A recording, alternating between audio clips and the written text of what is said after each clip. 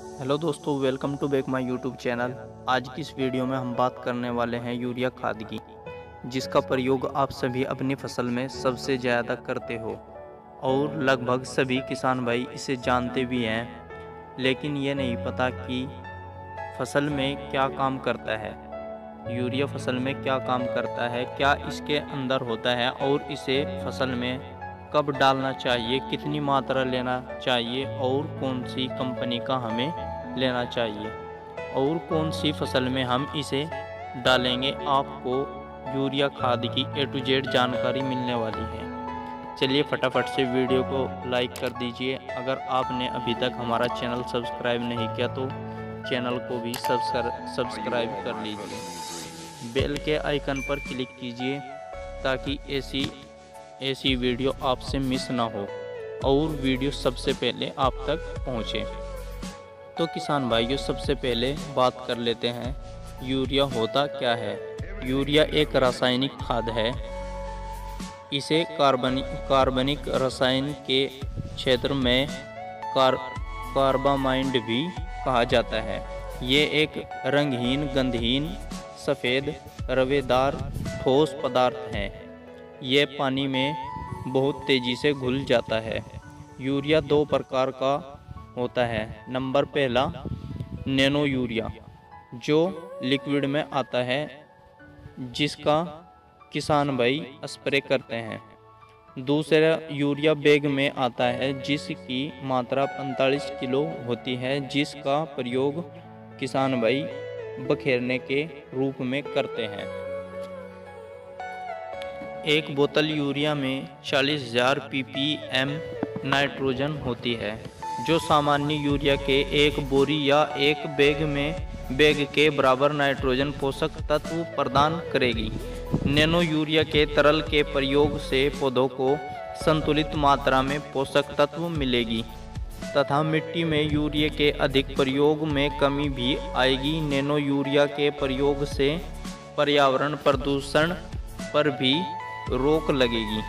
अब बात कर लेते हैं यूरिया में कौन कौन से पोषक तत्व होते हैं। यूरिया में 3 पोषक तत्व होते हैं। Number 1 nitrogen, number 2 phosphorus, number 3 potassium. ये 3 पोषक तत्व पाए जाते हैं। किसान जो खाद डालते हैं उसके अंदर नाइट्रोजन की आधी मात्रा अमोनिया तथा आधी मात्रा नाइट्रेट रूप में होती है, जबकि यूरिया में नाइट्रोजन रूप में होती है, जो बाद में रूपांतरित होकर पहले अमोनिया तथा फिर नाइट्रेट में बदल जाती है। यूरिया में नाइट्रोजन 40% होता है।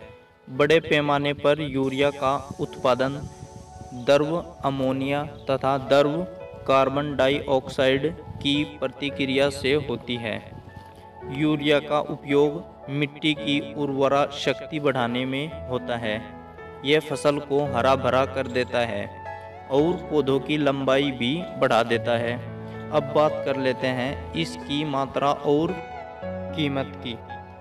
इसका प्रयोग प्रति एकड़ में 35 किलो से 40 किलो डाल सकते हैं और यह आपको 270 रुपये से 300 रुपये में मिल जाता है।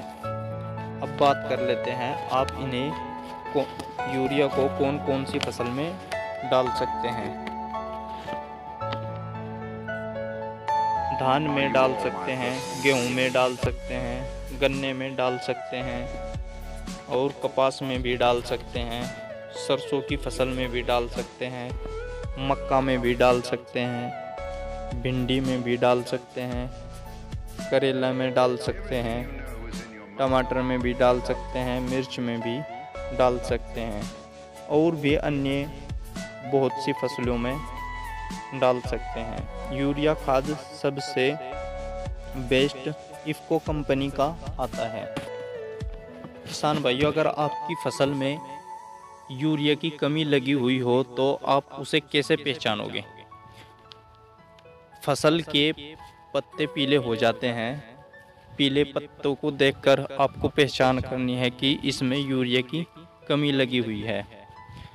तो किसान भाइयों, ये थी छोटी सी जानकारी। अगर आपको पसंद आई हो तो वीडियो को लाइक कीजिए, चैनल को सब्सक्राइब कीजिए, बेल के आइकन पर क्लिक कीजिए ताकि हर वीडियो की नोटिफिकेशन आप तक पहुंचती रहे। अगर आपके मन में अब भी कोई सवाल है तो आप मुझसे कमेंट में पूछ सकते हैं।